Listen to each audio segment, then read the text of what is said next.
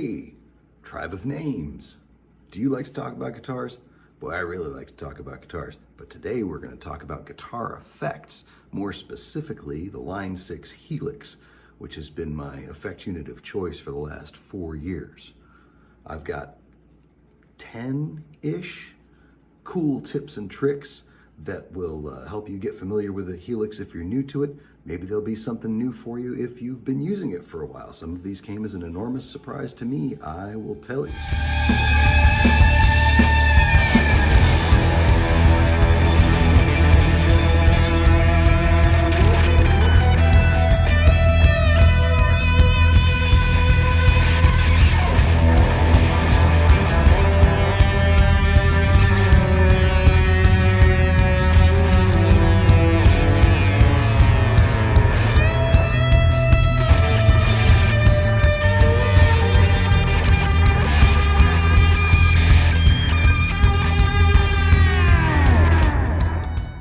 So I'm Karl Eisenhart.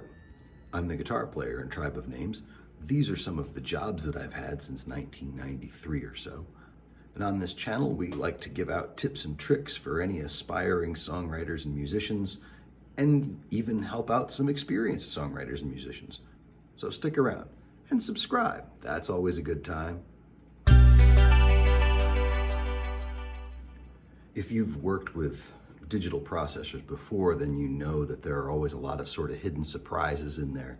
I've been astounded at some of the things that I've uncovered and some of the things that I've heard about with this unit. And so I thought it was time to sort of put them all in one place and pass them along to anybody who needed to know.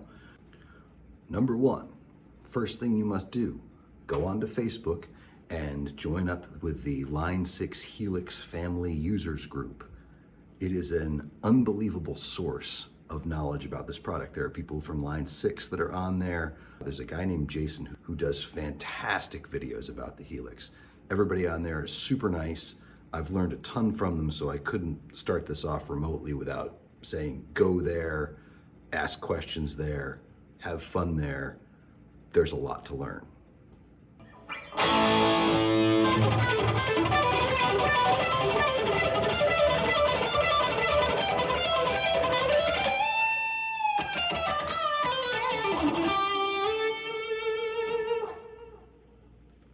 Another fantastic resource has been the Line 6 website and the custom tones section there.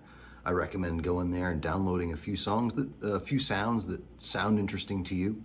Look at them, learn from them, use them as the blueprint for building your own sounds.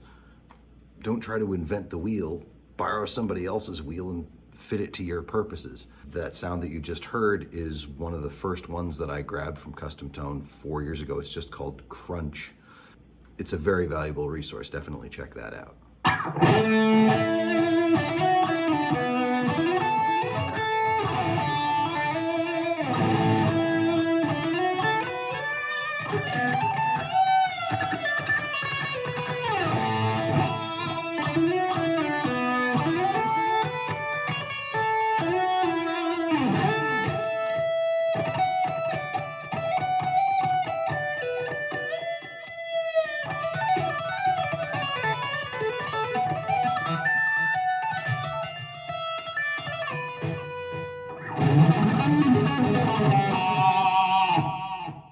Here's a tip that was probably the biggest game changer for me when it came to dialing in what I wanted from the Helix. If you are running direct or running any kind of FR system, that system is reproducing a whole lot of high-end information that you probably are not used to hearing from a regular guitar cabinet. I've heard people say that digital modelers sound fizzy on the top end. I have a hunch this is what they're talking about. This is the lead sound I just used with the high cuts completely taken off.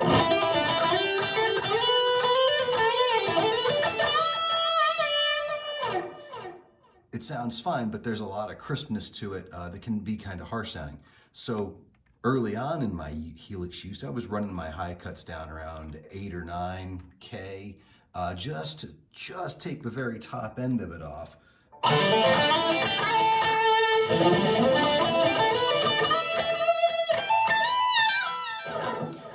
But it worked, but it wasn't very intrusive. And then I ran across somebody on the internet who said, you know, you can run your high cuts all the way down to about 3K. And I thought that was the dumbest thing I ever heard until I went out and tried it.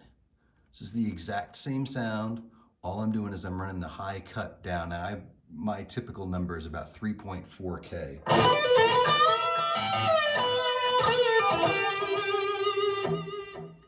Here's the 9K. And here's 3.4.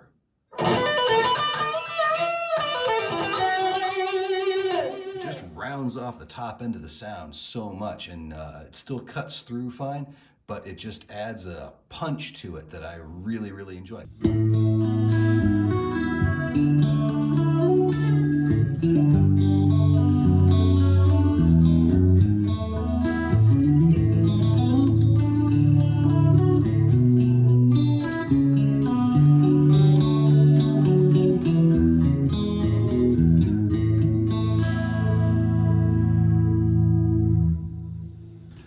Something that's very important with any digital processor that you get into using, particularly I've found with the Helix, is to program your sounds at the volume they're going to be used at. If you play with a band, program your sounds loud, because what you hear when you're programming it real quietly in your bedroom is going to be very different from how that's going to sound once it gets boosted up and amplified. So that's very important to really hear what's going on in the low end and the high end. Program your sounds at the volume you're going to use them at.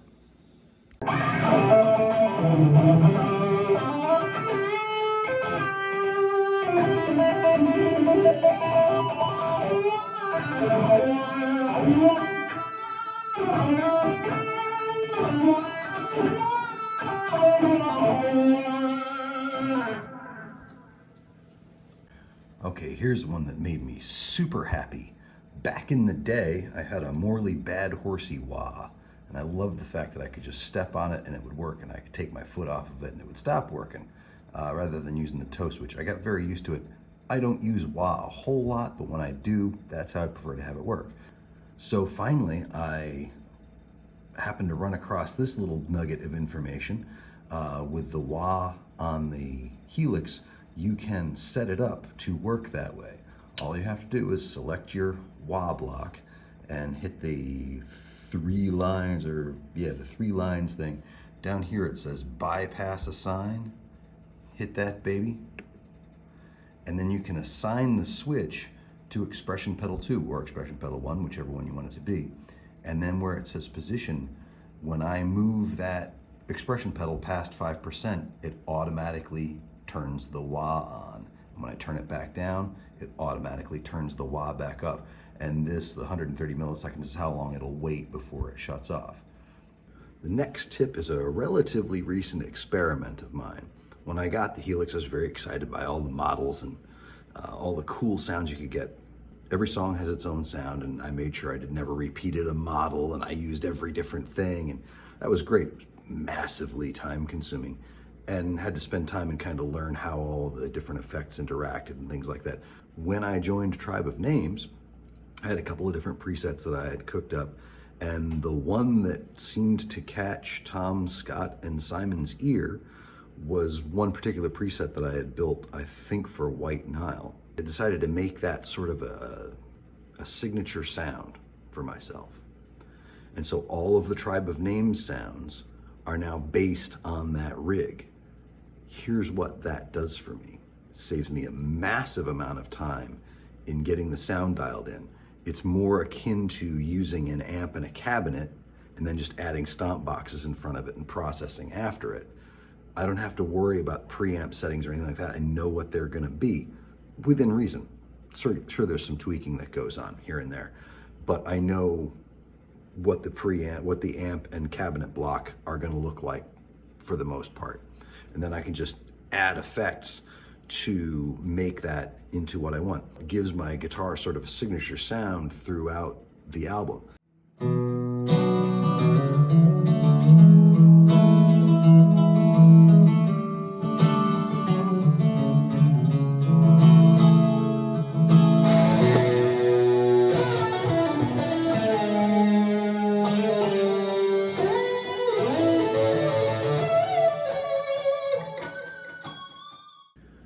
With Pinnacle, we have a few songs where I have to switch back and forth between electric and acoustic really fast. Early on, I discovered the Fishman Power Bridge, a bridge that you put on an electric guitar that gives you a piezo sound, a very, very good piezo sound if you tweak it right. One of the most exciting things to me about the Helix is being able to split that signal where it comes out of the guitar, run the magnetic pickups into the input, run the piezo pickups into the auxiliary input, and process the piezo pickups separately so that it gets its own IR, or however I'm going to process it with a preamp or whatever, and its own effects. With the two expression pedals, I'm able to have the volume of the piezo controlled by one pedal and the volume of the magnetics controlled by the other pedal, so I can just switch back and forth pretty seamlessly.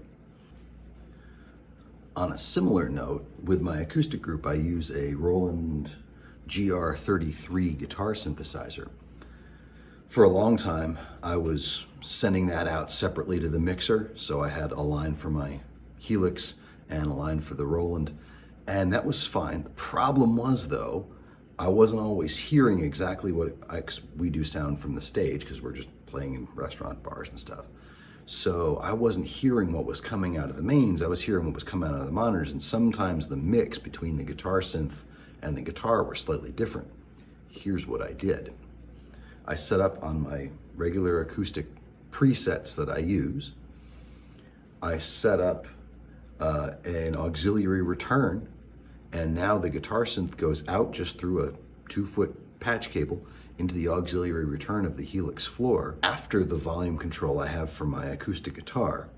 So I still have independent volume control of the two things, but everything's coming out the same XLR output to the mixer, so what I'm hearing back through the monitors is the exact same blend that's coming out of the mains. If you're a gigging musician and you're playing a lot of different venues, this next bit is going to be super helpful if you don't know about it already. I am talking about global EQ. When I was playing full-time in a wedding dance band 25 years ago, I would have killed for this. If you go to, again, the 3 bars, and down here where it says global EQ, hey, that's handy. There's a whole EQ section. I can press bypass to wake that thing up and turn it on. And I have a low frequency in the Q and the gain and then the mid frequency, and then you can also page over and you get the high frequency. There's a low cut and a high cut. And then there's an output level also, and then one more page over, and you can select what it's applied to, either just the XLR or just the 1/4 inch or both. And if you're in a room where there's a frequency that is getting kind of rumbly, example would be, I used to play at a Knights of Columbus in Allentown, Pennsylvania, and anytime I hit my open D string, the whole room just hummed at that frequency. It was insane. I had to go through all my presets on my GSP-21 that I was using at the time and knock all of those out.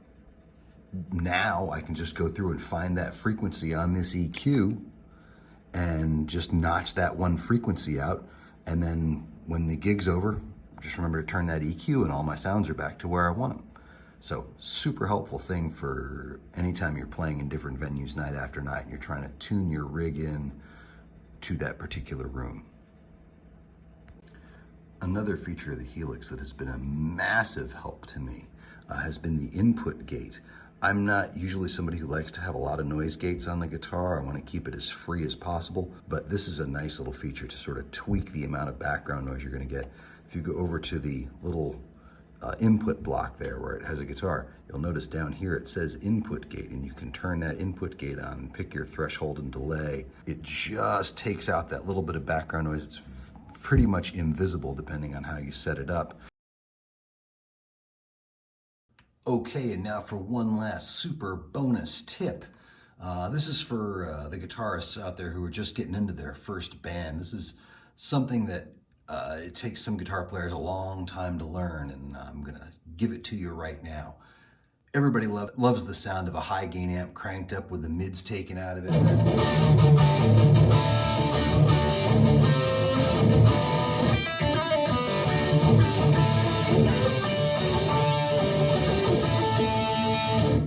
That's a cool sound. But when you get in a room with a bass player and a drummer, all of a sudden you're competing for the exact same sonic space that they're in. The sound of the electric guitar is all in the mid-range. There are a couple of different fixes for that, and you can play with them and decide what you like. The first thing that I do is if I want to have a high gain sound like that, I'm going to add a second amp to it. Down here I have just the derailed Ingrid, and I've got the gain turned way down and the top end kind of carved off of it.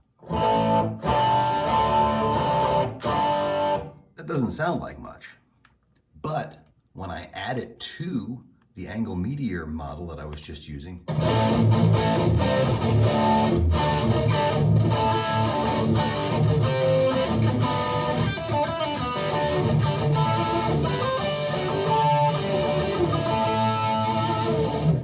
it just fills up that mid-range space and enables me to get out in front of the bass player and the drummer and have my own sonic space. So here's the difference between the two amps. This is just the angle meteor model. And then here is the same model, but with the derailed Ingrid added in. And the lower gain amp is not loud. I bring it up till I can hear it and then bring it back down till I just can't. And that's right where it wants to be.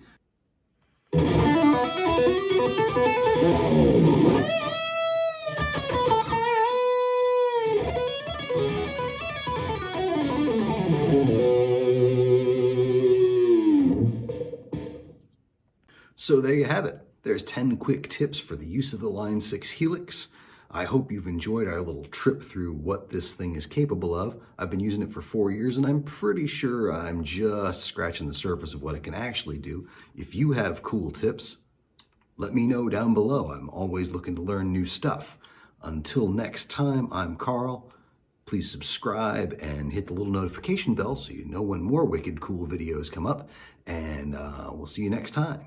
Tribe of Names.